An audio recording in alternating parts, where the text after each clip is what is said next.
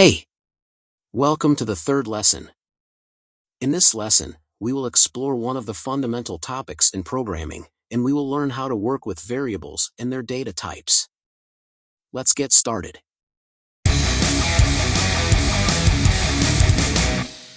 Let's start by understanding what a variable is. You can think of a variable as a memory cell in a computer where we can store some information, and later we can manipulate that information as needed. We can display it on the screen, perform mathematical operations, and carry out other actions related to that information.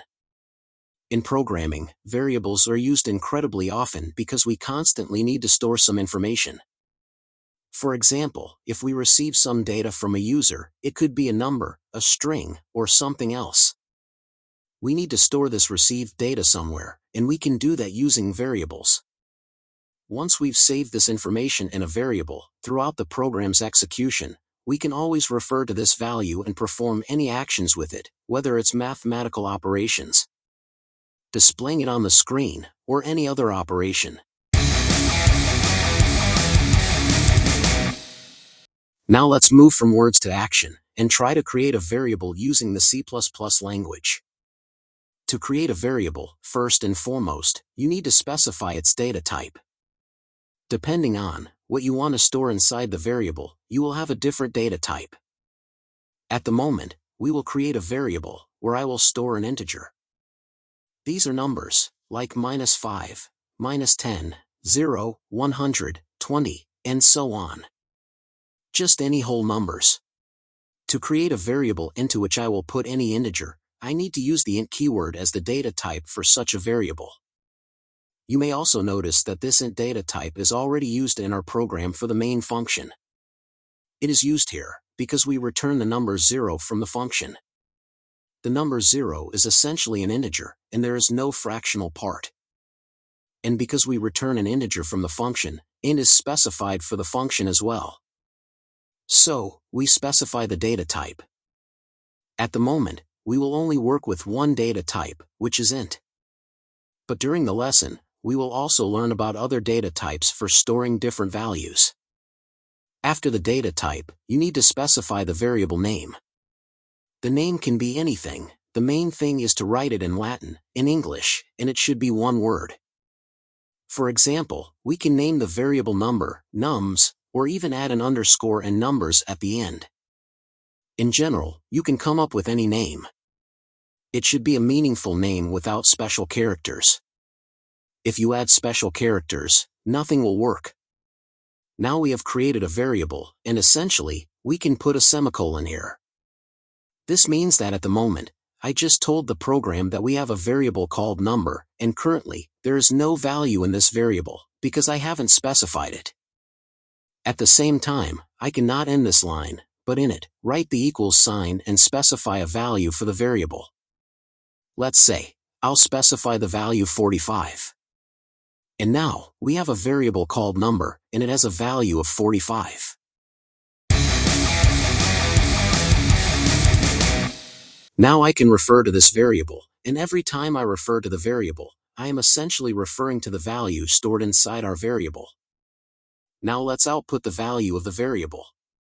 For this, we use the standard cout function. And I'll just write here the output of the number variable. If we run this on the screen, we will see the number 45. Everything worked as intended. So, now we have a variable with a certain value that we simply displayed on the screen. Now let's see what else we can do with variables.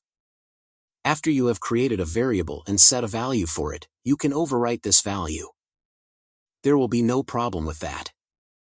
For example, in the next line, I can simply specify that now the value of the variable will be 3. If we run this now, you will notice that instead of 45, the number 3 is now displayed. The only thing you cannot do with variables is to specify a different type for the variable. That is, if we set an integer, i.e., int, I cannot overwrite this number with a fractional part. This will cause an error. Or the program will run, but the result will not be quite what you expected. You see, everything after the decimal point disappeared, and it displayed it as an integer. In general, if you create a variable with a certain data type, you can only write the same type of data into this variable. In our case, only an integer.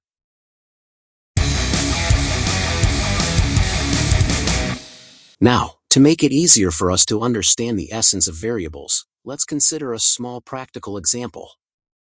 At the beginning, let's create a couple of variables. Let's create variable A and variable B. And here is a little life hack. If you create several variables with the same data type, you can write them separated by commas. Let me do just that and shorten the code.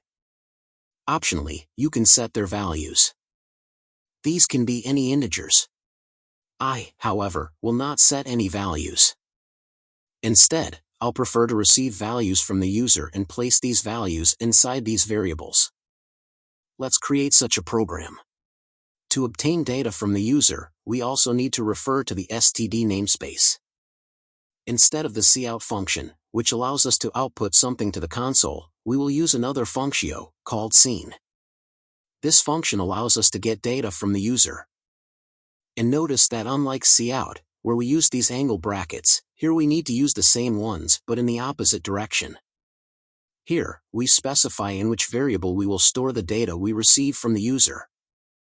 Also, before running all this, let's add some information output to the screen. For example, enter variable A, and I'll copy these 2 lines of code for variable B as well. Next, let's add code to output these variables and run the entire program. Now we see that the program asks the user to enter variable A. Let's try entering some number and press enter. Then, let's enter the value for B. So, even in such a small example, we notice how convenient variables are. Without variables, getting a value from the user and saving it would simply be impossible.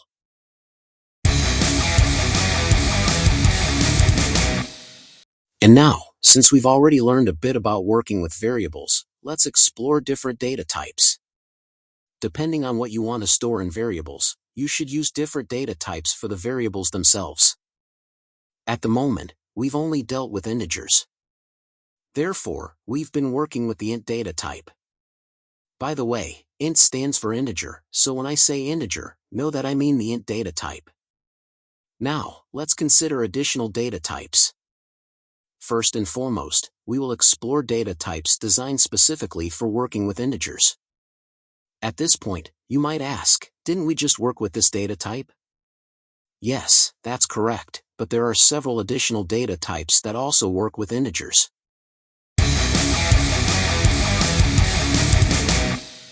The difference between these data types lies solely in the range of maximum and minimum numbers they can store. Let me explain what this means. First, let's introduce a new data type. This new data type is called short. Essentially, it serves the same purpose as integer, you can store whole numbers in it. Let's create a variable right away and assign it a value. Let's say, 7. So, essentially, int and short are the same. In both cases, you can store whole numbers, and the only difference lies in the range of minimum and maximum numbers that can be stored. When we talk about short, we can store numbers from -32,000 to 32,000. If the number is larger, the program will give us an error. With int, you can store numbers in the range of -2 billion to 2 billion. There's also another data type called long, but we'll talk about it later. It allows storing even larger numbers. So, short story, short can store smaller numbers compared to int. Now, you may have a logical question. Why bother specifying short or int data types when you can always use the maximum data type with the maximum range and never worry about whether your number will fit or not? The reason is that if you always use the maximum data type with maximum capacity, your program will allocate the maximum amount of RAM for every variable. For example, when we talk about short, 2 bytes are allocated for each variable. With int, it's 4 bytes, that's twice as much. And with long, 8 bytes are allocated for each variable. In other words, if you always use the maximum data type for all your variables, your program will end up being unoptimized. You'll occupy more space in the computer's RAM than you need. Therefore, if you have a small number, it's always recommended to use the short data type. It works the same as int, but occupies less space in RAM, making your program run faster. Next, let's create a variable with the int data type so that you don't forget. I can also store a small number in int without any problem, but it's essential to understand that here we are already occupying 4 bytes in RAM. And the range is approximately from -2 billion to 2 billion. Here, by the way, let me specify that short occupies 2 bytes, so you remember that as well. So, both short and int can store whole numbers, the only difference is how much space they occupy in RAM. If you need a range beyond this, and you have some gigantic number, in that case, int won't be suitable, and you need to use an even larger data type like long. I don't exactly remember the range, but I assure you that you won't be able to exceed it as it is colossal. The only issue with this data type is that it takes a whopping 8 bytes. Yes, for modern computers, handling such data types is not problematic, but logically, it's not entirely correct. Why use long for small values? It's not optimized, and there's no logic in it. Therefore, for storing whole numbers, you can use int, short, or long. They all work on the same principle, and the difference lies only in the range of numbers. There is a little hack through which we can double the range of these values. This hack involves removing all negative numbers from our data type. For example, currently, short supports values from -32,000 to 32,000. However, we can make it support values from 0 to 65,000. If you remove negative numbers, you get a larger range of positive numbers. To do this, simply add the keyword and sign before the data type. You can add it before any data type. Now we have short still occupying 2 bytes but supporting values from 0 to 65,000. The same applies to other data types. In the end, by removing negative numbers, we can increase the range of positive numbers. Moreover, the data type occupies the same space as before. Throughout the course, we'll pay the most attention to the int data type. It's a standard used for integers, but if you want to optimize your program, it's always better to use the short data type for smaller numbers. And if you have some gigantic number, and the range is just not enough, then you use the long data type.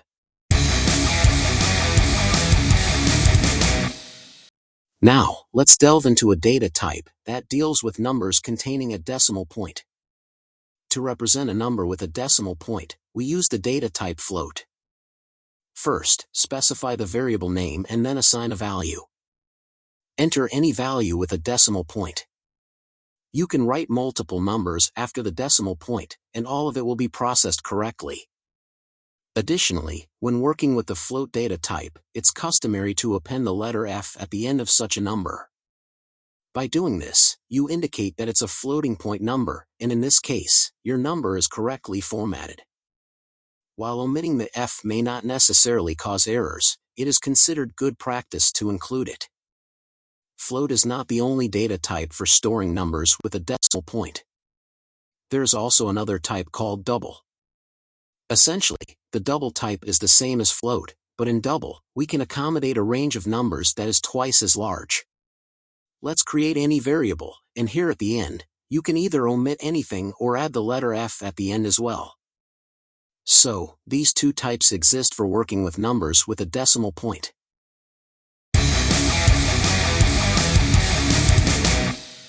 Now, let's consider the data type for storing characters. This data type is called char, an abbreviation for character. Next, specify the variable name, and here, as the value, you must explicitly provide one character within single quotation marks. It can be anything, whether a letter in lowercase or uppercase, a special character, or a number. It can be anything, but the crucial point is that it must be a single character. Also, later in the course, we will explore another data type that allows us to store not just a single character but an entire string. Currently, we won't delve into that data type as it is non-standard.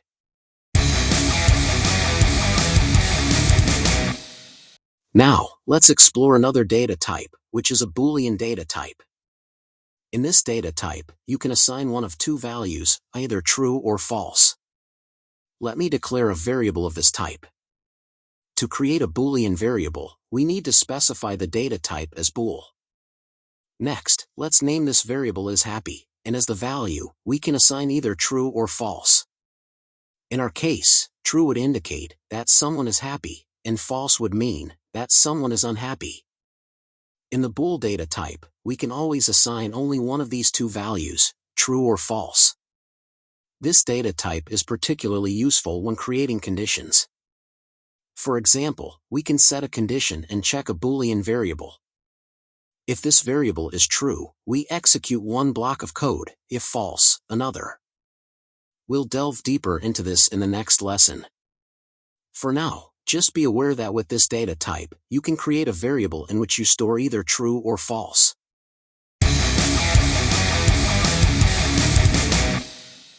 Well then, in this lesson, we've covered all the fundamental data types. Additionally, we've learned how to work with variables. At the moment, many nuances may still be unclear. It might not be obvious why we create these variables or why we use different data types. Regarding all of this, you don't need to dwell on it for now. Throughout the course, we'll work extensively with variables, and I assure you that you will comfortably grasp them as we progress, given that variables will be present in each subsequent lesson. For now, just remember that variables are essentially memory cells in a computer, where we store information and can later manipulate that information. Depending on the type of information we store in these cells, we must use different data types. If it's just an integer, then short, int, or long can be used. If it's a number with a decimal point, then float or double. If it's a character, then it's char. And if it's a logical operation, then we use the bool data type.